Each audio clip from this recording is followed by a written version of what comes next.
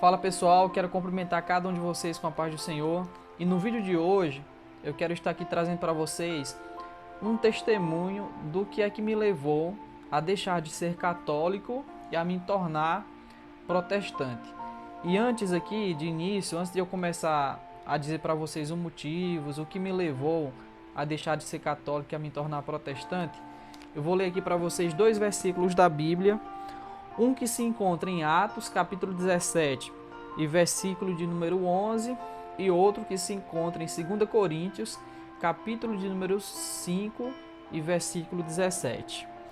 Atos, capítulo 17, versículo 11, diz assim, ó: Ora, estes foram mais nobres do que os que estavam em Tessalônica, porque de bom grado receberam a palavra, examinando cada dia nas Escrituras se estas coisas eram assim. E 2 Coríntios, uma passagem muito conhecida também, 2 Coríntios, capítulo de número 5, versículo 17, que vai dizer assim, ó: Assim que se alguém está em Cristo, nova criatura é, as coisas velhas já passaram, eis que tudo se fez novo.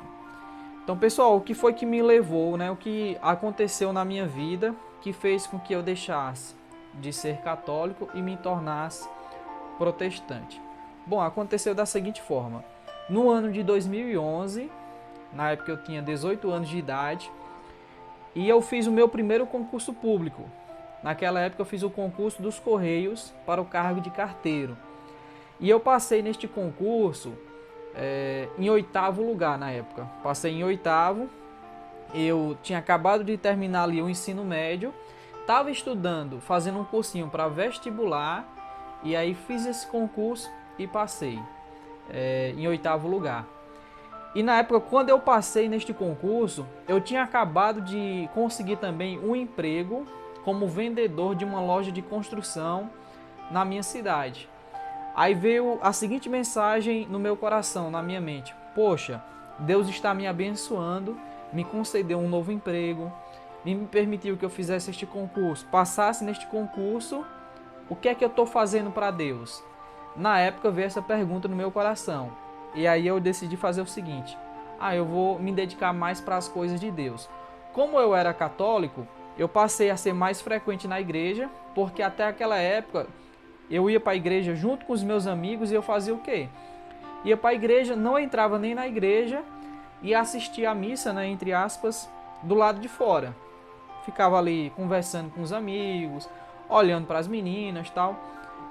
Você sabe que isto é muito comum de acontecer. Normalmente os jovens, eu não vou dizer aqui que são todos, mas a maioria dos jovens, quando vão para a missa, ficam do lado de fora e ficam ali paquerando com as meninas, né, conversando com as meninas, não dão muita atenção ao que está sendo realizado, a missa que está sendo realizada. E isso acontecia comigo.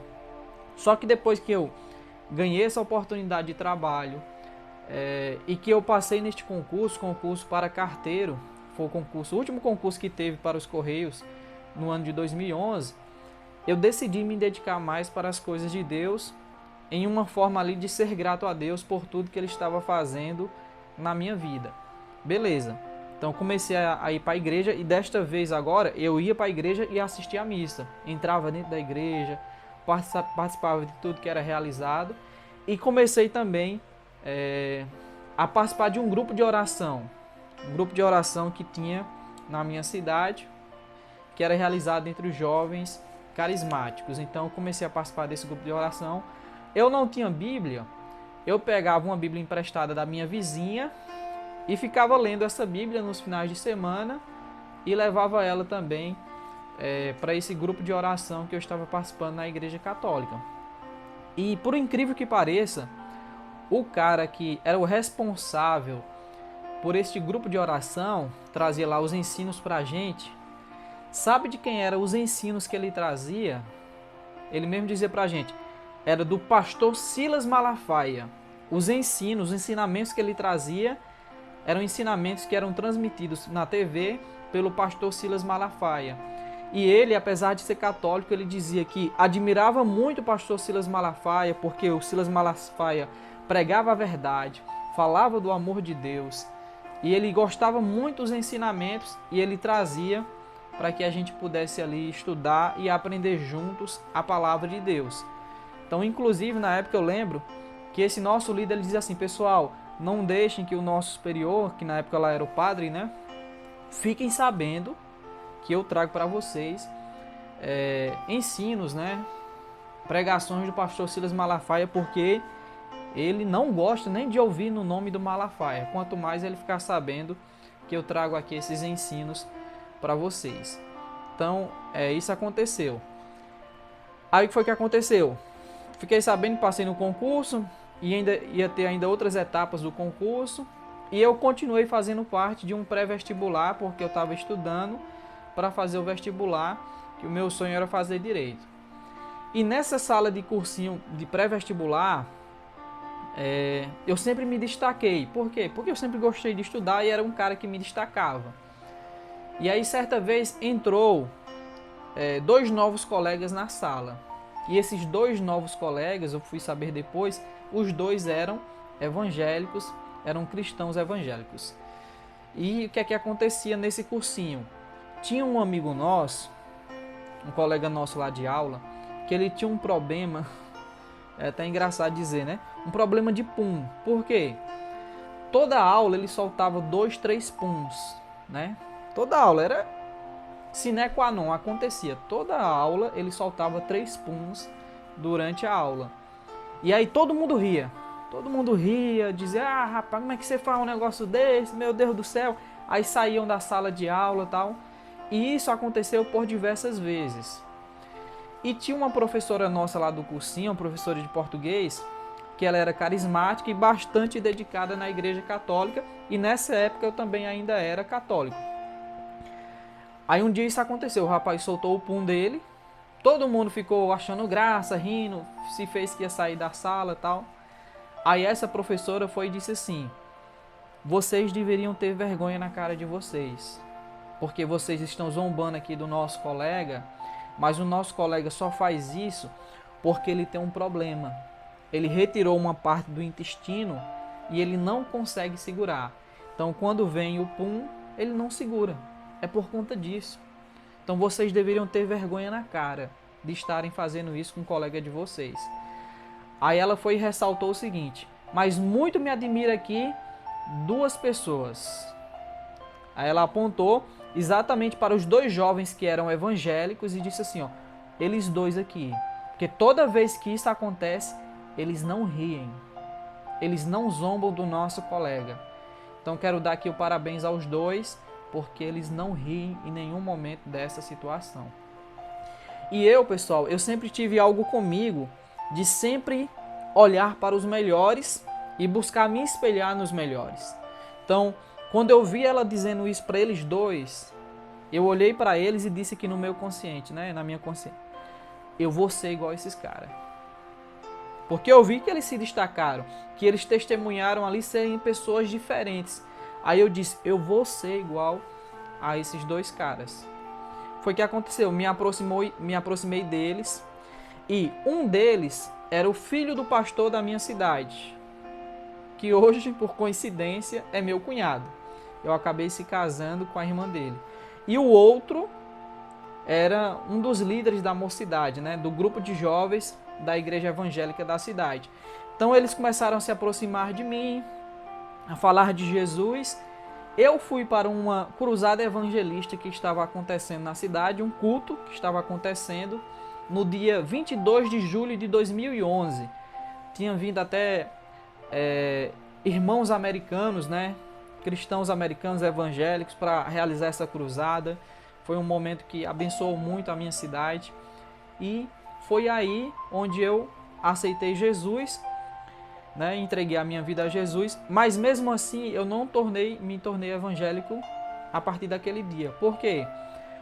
Porque eu ficava indo para a igreja católica e para a igreja evangélica. Então tinha participado dessa cruzada, desse culto evangelístico, né? Tinha ali aceitado Jesus, mas ficava indo para a igreja católica. Quando terminava a missa, aí eu corria para ir assistir o culto na igreja evangélica. Isso aconteceu durante algumas semanas. Estava na missa, quando a missa terminava, eu saía correndo para ir para a igreja evangélica para assistir o culto. Só que eu comecei a perceber que isso estava errado. Eu digo, não posso estar indo para duas igrejas. Ou eu vou para uma, ou eu vou para outra. Então eu comecei a falar com esse filho do pastor, que foi o que estava lá no cursinho, que deu testemunho, e um outro amigo meu também que era evangélico. E por coincidência, os dois se chamavam Jonatas. Então esses dois Jonatas, né, eles me ajudaram ali a entender um pouco mais do evangelho. E aí foi que eu tomei a decisão de ficar na igreja evangélica. Por que eu tomei essa decisão, pessoal? Aí eu vou dizer aqui para vocês. Porque eu percebia que a maioria dos evangélicos, eu não vou dizer todos aqui, né, eles viviam de fato o evangelho. De fato, eles tinham um compromisso com Jesus, eles tinham um compromisso com Deus. Diferente daquilo que eu via no grupo de oração da igreja católica. Porque os jovens que participavam daquele grupo de oração, quando saíam dali, quando tinham festas na cidade, estavam naquelas festas, né? Ali, um ambiente de bebedeira, um ambiente de prostituição, e eu ficava sem entender. Digo, oxe, a gente estava no grupo de oração, por que é que esse pessoal está na festa agora, numa festa mundana, né? Eu ficava sem entender isso. Então, como eu não via tanto testemunho dentro dos jovens ali daquele grupo de oração, que muitas vezes a gente ouvia a palavra de Deus, era ensinado na palavra de Deus, mas eu não via de fato compromisso na vida deles com Jesus, e via isso nas pessoas da igreja evangélica que eu me aproximei, eu decidi ser evangélico. De início eu não fui muito aceito pela minha família não gostou muito por minha família ser católica, mas com o tempo, né, eles vendo o meu testemunho, o meu compromisso com Deus, eles aceitaram. Então foi isso que aconteceu comigo e que me levou a se tornar um protestante, né, como é dito aí, um protestante, um cristão evangélico. O que é importante aqui, eu não quero aqui com esse vídeo dizer, os evangélicos são melhores que os católicos e tal. Não, de forma nenhuma. O que é que eu quero deixar claro aqui para vocês? Como eu falei aqui, trouxe aqui 2 versículos da Bíblia Sagrada. O primeiro versículo, Atos capítulo 17, versículo 11, vai falar sobre os crentes bereanos, da cidade de Bereia. E a Bíblia vai dizer que, enquanto o apóstolo Paulo estava pregando o evangelho, esses cristãos ouviam a pregação do apóstolo Paulo e conferiam para ver se estava de acordo com o quê? Com as sagradas escrituras, com a palavra de Deus. Eu acredito, pessoal, que é isso. Então, pessoal, como eu estava dizendo aqui para vocês, o que é de fato importante é que nós sejamos crentes bereanos, cristãos bereanos, assim como os cristãos de Bereia. Por quê? Porque aqueles cristãos, olha quem eles estavam ouvindo. Estavam ouvindo o apóstolo Paulo, mas eles, amavam tanto as Sagradas Escrituras que eles examinavam se aquilo que o apóstolo Paulo estava pregando estava de acordo com as Sagradas Escrituras.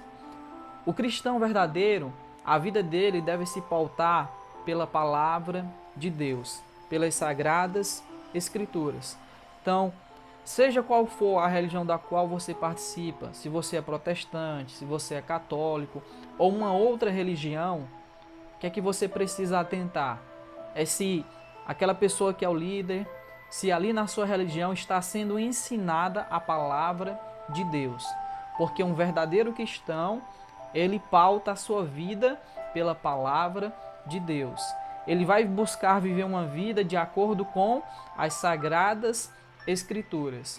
E em segundo lugar, o segundo versículo que eu trouxe para vocês no início do vídeo foi 2 Coríntios capítulo 5, versículo 17, que diz o seguinte, que aquele que está em Cristo, nova criatura é, as coisas velhas passaram e tudo se fez novo. Então quem está em Cristo, quem está em Jesus, é uma nova criatura. Então se você está em Cristo, você é uma nova criatura. Tudo aquilo que você fazia antigamente, que não agradava a Deus, que não era da vontade de Deus, você deixou de lado e passou a viver agora uma vida comprometida com Jesus, uma vida que agrada a Jesus, uma vida que venha trazer honra, glória e louvor ao nome de Jesus. E aí você precisa se arrepender dos seus pecados, se arrepender de tudo aquilo que você faz que não é da vontade de Deus e buscar viver agora uma vida de santidade, uma vida que agrade a Deus, para que assim possamos usufruir da vontade de Deus. Porque a Bíblia vai dizer que a vontade de Deus ela é o quê? Ela é boa, perfeita e agradável. Então, eu trouxe aqui esse meu testemunho para vocês de como foi que eu deixei de ser católico e me tornei protestante. Mas o mais importante, como eu estou falando para vocês, sejam cristãos que amam a palavra de Deus. A igreja a qual você pertence, ela prega a palavra de Deus? Ela prega a Bíblia Sagrada? Ela prega o Evangelho de Jesus? Os ensinamentos que ali são transmitidos estão de acordo com a Bíblia Sagrada? Você precisa participar de uma igreja que Jesus seja glorificado, que o nome de Jesus seja glorificado, que tudo que seja feito para a glória de Deus e que esteja de acordo com a Bíblia Sagrada. Por que você diz isso, Samuel? Porque a Bíblia Sagrada é a palavra de Deus. E aí eu vou trazer aqui para vocês só algumas frases que eu tenho aqui de algumas pessoas enaltecendo a palavra de Deus, alguns teólogos, que eles dizem o seguinte. Por exemplo, Samuel Taylor, ele diz o seguinte, eu encontro na Bíblia palavras para os meus mais íntimos pensamentos, canções para a minha alegria, lenitivo para as minhas dores mais profundas, reabilitação de todas as minhas debilidades e fraquezas. Tem um outro autor aqui que é o Tomás de Aquino, que ele diz o seguinte, o autor principal da Santa Escritura é o Espírito Santo, o homem foi apenas o seu autor instrumental. Thomas Browne diz o seguinte, a palavra de Deus, pois é o que creio serem as Sagradas Escrituras, fosse apenas obra do homem, seria a mais singular e sublime desde o primeiro instante da criação. O pastor Antônio Gilberto, que já faleceu, ele diz o seguinte, a Bíblia é a revelação de Deus à humanidade, seu autor é Deus mesmo, seu real intérprete é o Espírito Santo, seu assunto central é o Senhor Jesus Cristo. E para encerrar, quero trazer aqui para vocês também uma frase de D.J. Burrell, que diz o seguinte, o Deus da Bíblia e nenhum outro pode satisfazer as necessidades humanas. Seu código moral atravessou durante séculos as chamas da controvérsia, mas não ficou nem mesmo com cheiro de queimado. Então, pessoal, este é o conselho que eu deixo para vocês. Eu sou evangélico, pertenço à Igreja Evangélica Assembleia de Deus, Ministério do Tempo Central. Sou grato a Deus por participar desta igreja, mas é como eu digo para vocês, amem a palavra de Deus. Amem a palavra de Deus e busquem viver uma vida de acordo com as Sagradas Escrituras, uma vida de compromisso com Jesus, tá bom? Então Deus abençoe vocês. Se você gostou do meu vídeo, deixa aí o seu like, o seu comentário, diga aí o que é que você achou, deixe meu testemunho quando deixei aí o catolicismo e me tornei protestante, tá bom? Deus abençoe no nome de Jesus.